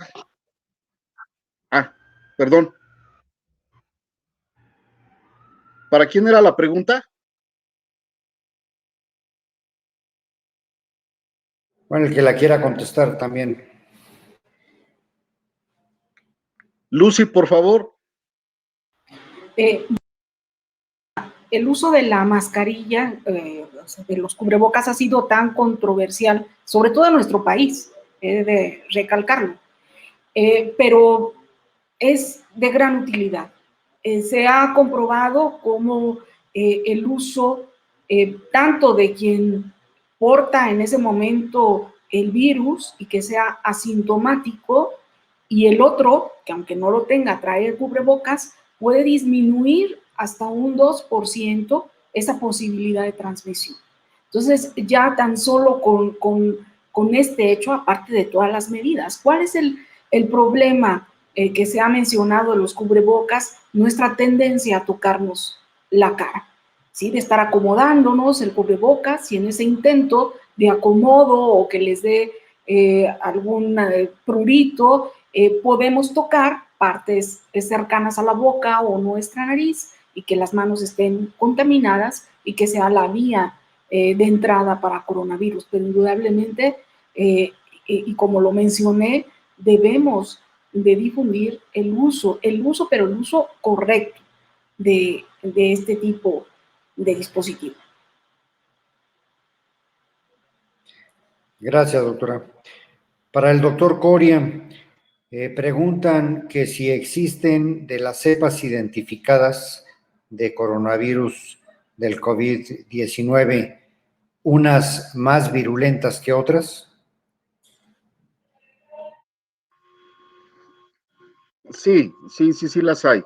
De hecho, en la presentación de las primeras que mostrábamos, la cepa L y la cepa S, la diferencia entre una y otra, la que inició en China y la que inició después en el resto del mundo, y de ahí han ido haciendo sus variaciones, sus cambios genéticos, y lo que hemos visto es que parece ser que tanto en México como en Norteamérica, Estados Unidos, Canadá, Alaska, las cepas que tenemos son un poco menos virulentas que las que tienen de lo que es en Sudamérica.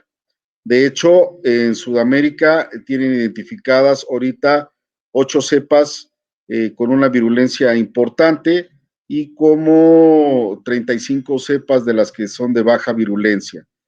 Más sin embargo, esas de baja virulencia, lo malo de ellas, lo bueno es que son de baja virulencia, lo malo es que son de mayor facilidad de contagio. Entonces, pues como que no hay para dónde voltear.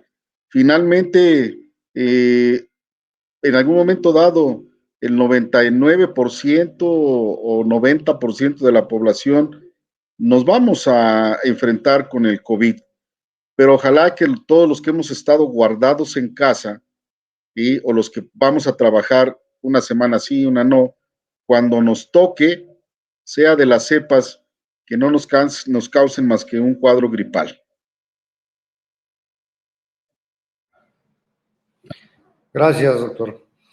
Hay otra pregunta para la doctora Lucila, que dice, si se sabe cuántos de los niños que se han diagnosticado portadores de coronavirus o enfermos tienen diagnóstico de asma, y de estos, ¿cuántos han fallecido? Sí, con respecto a asma, es una pregunta interesante, dado que era una inquietud debido a la alta proporción que tenemos de niños asmáticos en nuestro país y más en algunos estados que otros.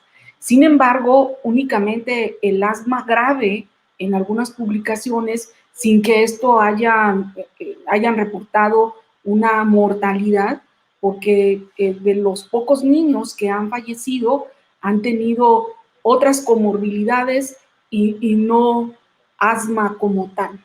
En nuestro país, pues, desconocemos aún cifras y va a ser muy importante el estar siguiendo este dato, doctor.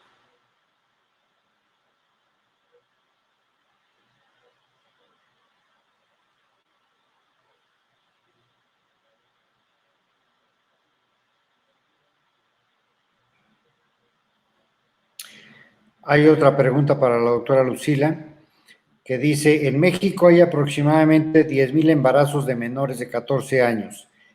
Estos dos factores, como son la edad y el embarazo, ¿incrementan el riesgo de complicaciones? Sí, indudablemente. Las mujeres embarazadas, pues, están dentro de esos grupos de riesgo y que es necesario también estar indicando que son de las que se tienen que cuidar en casa para no tener un contagio. Tanto la edad, pero el propio embarazo por sí mismo, pues son dos factores para que se compliquen de manera grave.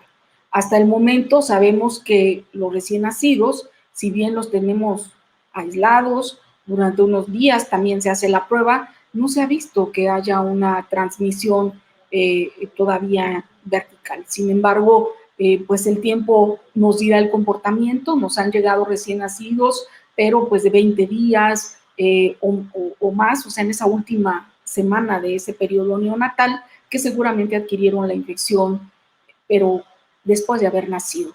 Pero sí, indudablemente son dos factores de riesgo muy importantes. También nos refieren que si el número de plaquetas se encuentra similar en este proceso hiperinflamatorio o en la enfermedad de Kawasaki. Sí, con respecto a la trombocitosis, se ha observado lo mismo que en la enfermedad de Kawasaki, una elevación de la misma, o sea, de las mismas después de la primera semana de haber iniciado el cuadro. Entonces, el manejo cuando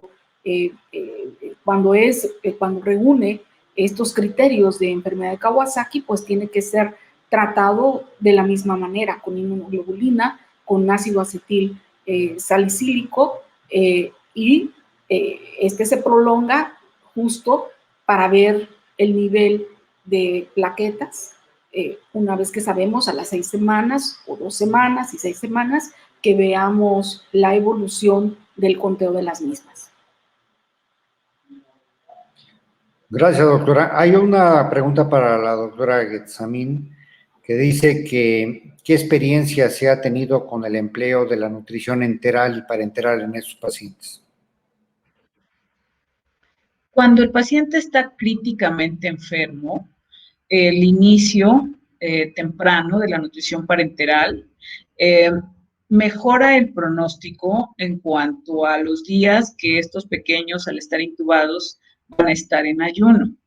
Entonces, el inicio temprano en los diferentes grupos de edad, en los pocos pacientes que se tiene, siempre va a mejorar el pronóstico de su soporte vital y evitar que tengan déficits calóricos, alimentarios, de los micronutrientes, etc.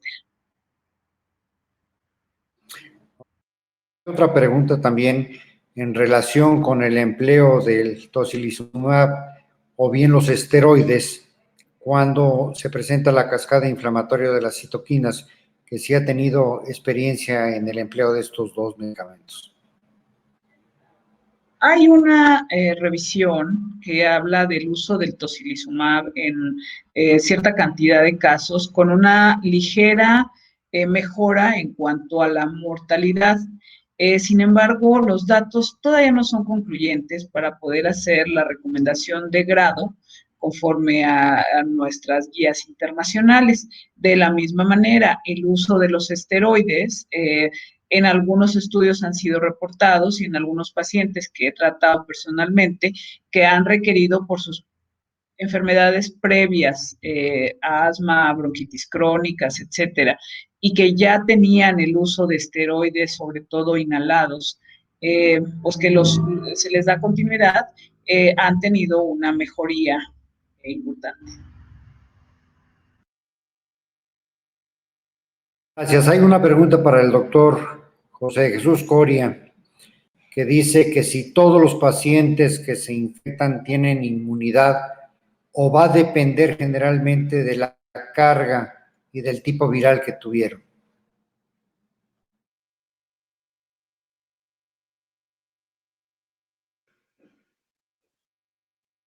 No va a depender el tipo de virus que hayan tenido, ni tampoco de la carga viral, porque recordar que los pacientes asintomáticos, ¿sí?, tienen una carga viral muy bajita, mas sin embargo tienen la capacidad de ser portadores y transmitir el virus a otro individuo, ¿sí? No depende de eso. Lo cierto es que todo aquel que haya tenido el virus de manera clínica o subclínica, ¿sí?, o incluso portador asintomático, como le quieran decir, va a generar inmunidad en un momento dado, ¿sí? Gracias, doctor. Otra pregunta para la doctora Getsamín. Dice que si la anticoagulación en niños es mejor en etapas tempranas. Tampoco hay datos concluyentes, por lo mismo de que han sido pocos los casos en los que se ha requerido. Los datos que hay con más frecuencia es en adultos, en donde la anticoagulación plena y la anticoagulación temprana han mejorado el pronóstico después de que se encontraron estos hallazgos en cuanto a la trombosis, pero todavía no hay la suficiente experiencia. No sé si mis compañeros que tienen por allá también pacientes tengan experiencia en este aspecto.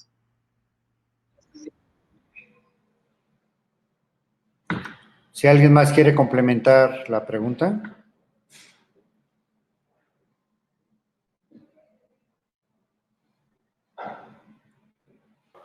Realmente todos estos tratamientos que se han implementado en base pues a guías incluso de otros países en base a su experiencia, como ya comentaba la doctora Yesamín, se tiene que hacer bajo estrictos protocolos. Si bien la anticoagulación es otro tema que ha tenido bastante controversia, porque en qué momento se va a dar, a partir de qué nivel en los niños, que es diferente, sobre todo tomando en cuenta la determinación de nível D y de fibrinógeno, en qué momento lo podemos iniciar. Todavía hay mucho por entender y por estudiar, y sobre todo en la edad pediátrica, porque de alguna manera en adultos, que es donde más se presenta la enfermedad y donde los hematólogos e intensivistas han llegado a un acuerdo para saber qué utilizar y en qué momento para no hacer un mayor daño, que algunas veces se puede hacer un daño mayor al utilizar este tipo de anticoagulantes en forma indiscriminada, pues debe de haber protocolos muy bien definidos, e insisto, y no hay para pediatría aún pues bases sólidas, sobre todo no se ha llegado a un acuerdo en estos dos parámetros, dímero D, fibrinógeno. Gracias, doctora. Hay una pregunta en relación con la vitamina D. Sí, Jesús. Complementando un poquito, afortunadamente en los niños no hemos visto ninguna serie ahorita reportada, ¿sí? Incluso en algunos otros foros que hemos compartido con otros colegas infectólogos también hablando de COVID en pediatría, no han visto casos de niños que hagan eventos importantes de coagulación, prácticamente no han visto, ¿sí? Entonces yo creo que la anticoagulación está un poquito más dirigida a los pacientes adultos. Obviamente, si llegamos a tener casos en niños, pues tendríamos que basarnos igual en lo que dice la literatura, ¿sí? En ver qué es lo que le podemos ofrecer, porque de alguna forma, en muchos de los casos, los manejos a veces llegan a ser empíricos o vamos a llamarle de rescate para que no se oiga tan feo. Sí, está bien. Hay una pregunta para la doctora Yesamín que dice acerca de la vitamina D. Dice que si es tan efectiva darla en todas las personas, en todos los niños, o bien solamente en aquellos que se demuestra deficiencia de vitamina D. Yo quisiera complementar aquí un poco que en la última encuesta nacional de salud pues se encontró un porcentaje de deficiencia de más del 60% en la población mexicana. Entonces, ¿qué nos puede comentar al respecto? Bien, los estudios poblacionales nos hablan más que los casos individuales por las circunstancias para la determinación de la vitamina D, pero efectivamente en la ESANUT se reporta un déficit importante de vitamina D. Recordemos que esta la obtenemos de pocos alimentos, pescados, que es una vitamina de reserva, pero que se depleta rápidamente, también de exposición al sol, y en condiciones generales debiéramos tener una buena exposición a luz solar para que podamos tener un buen metabolismo de vitamina D, etcétera. Sin embargo, esto no sucede en todos los casos y en los pequeños que todavía estamos introduciendo los alimentos antes del año y después que vamos a tener diferentes inclusiones de alimentos en las diversas poblaciones que tenemos tan solo en nuestro país, esta sí es una aportación buena para la salud en general. Además, se han descubierto en otras poblaciones, en México y en otros países, que las deficiencias severas de vitamina D se asocian con enfermedades como osteoporosis, como cáncer, algunas otras malignidades. Entonces, esta aportación de vitamina D en el primer año sí es importante.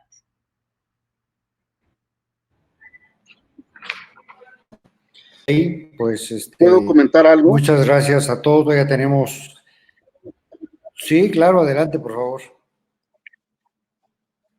Rápidamente, la vitamina D, ciertamente, hay algunas controversias al respecto. Sin embargo, hay un buen número de artículos actualmente que han salido.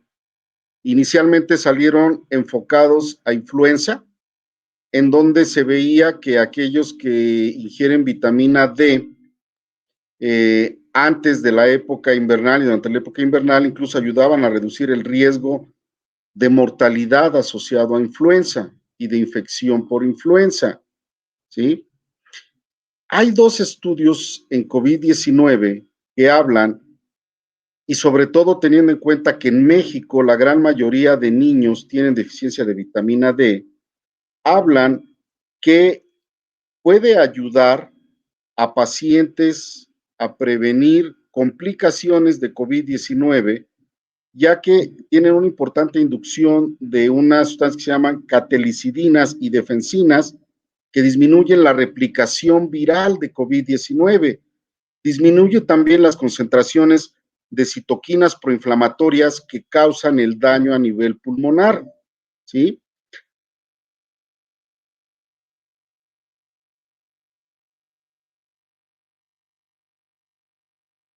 ¿Alguien más quiere hacer y tomar un comentario final?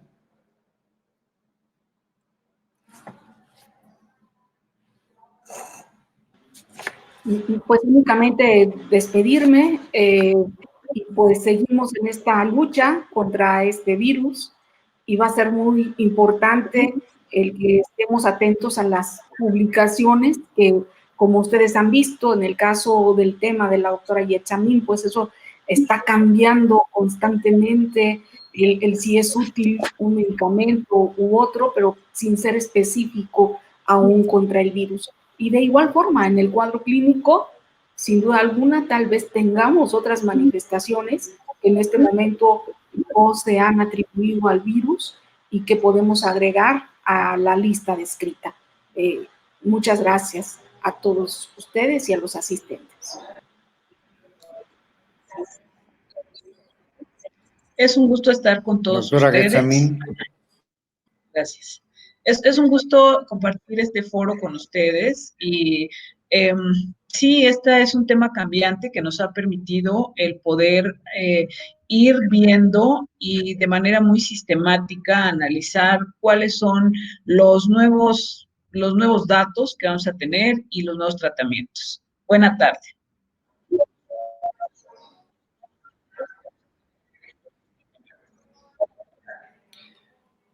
Doctor Muñoz.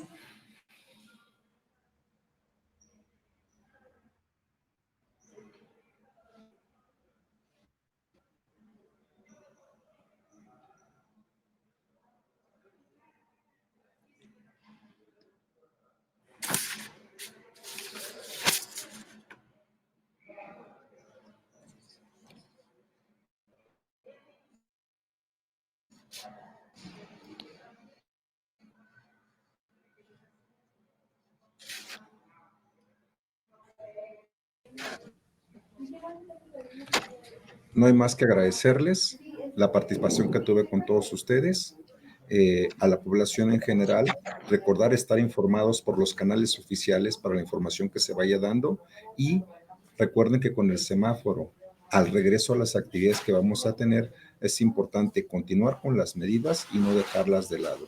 Estar presente que las medidas van desde que estamos en casa, en la calle y en el trabajo. Muchas gracias y que tengan excelente tarde.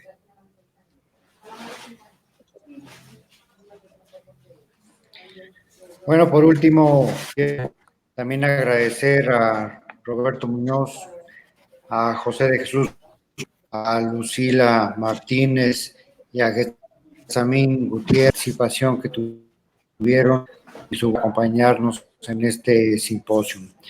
Quiero despedir a nombre de la mesa directiva y de los integrantes de la Academia Mexicana de Pediatría, recordando que para el mejor cuidado de este problema son las medidas preventivas, el lavado con agua y jabón, el no tocarse la cara, el tener una precaución notable en el manejo social de las personas, pero sobre todo que esta enfermedad nos ha permitido aprender en el camino acerca de la fisiopatología, del diagnóstico, del cuadro clínico y de los posibles tratamientos que se han ido implementando, a veces en ensayos no tan controlados, a veces en ensayos de investigación serios, pero que nos permiten aprender día a día de cómo se va manifestando la agresión en el organismo de este tipo de virus.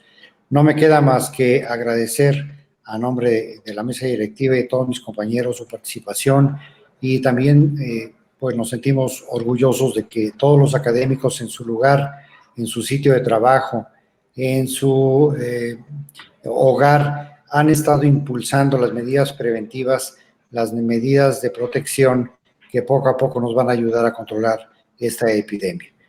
A todos ustedes, muchas gracias por estar con nosotros. Gracias y hasta pronto. Y ver ahí si